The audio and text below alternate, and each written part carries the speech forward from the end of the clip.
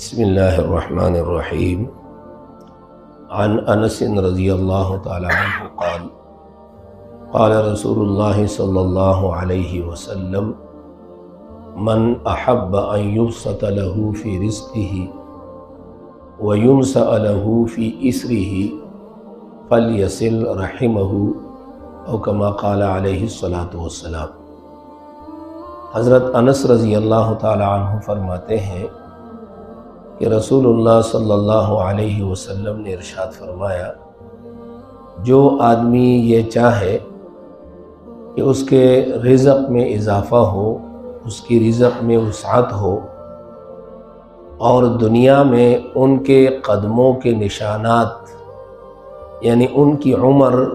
زیادہ ہو جائے اور ان کی عمر میں برکت ہو جائے، تو وہ اپنے رشتہ داروں کے ساتھ اچھا تعلق رکھے اور ان کے حقوق ادا کرے۔ اس حدیث سے معلوم ہوا کہ جو آدمی اپنے رشتہ داروں کے ساتھ رشتہ داری پالتا ہے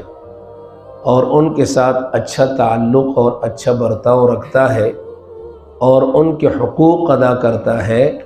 تو ان کے دنیاوی اثرات اور دنیاوی برکات بھی ان کو حاصل ہوتی ہیں۔ ان میں سے ایک برکت تو یہ ہے کہ وہ یعنی اس کی رزق میں اللہ تبارک و تعالیٰ اضافہ فرماتے ہیں، اور رزق کی وسعت کے جو روحانی اسباب ہیں ان میں سے ایک بنیادی سبب اپنے رشتہ داروں کے ساتھ رشتہ داری پالنا ہے۔ رشتہ داری پالنا، ان پر خرچ کرنا، ان کو مال دینا،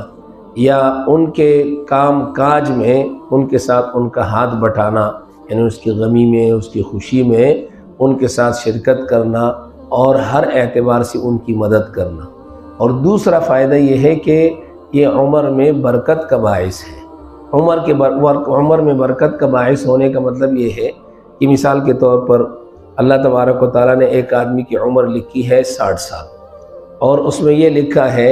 کہ بھئی 50 سال تو اس کی عمر ہے، لیکن اگر یہ رشتہ داری پالے گا تو اس کی عمر 60 سال ہوگی، 10 سال اللہ اس میں اضافہ فرماتے ہیں حقیقتاً۔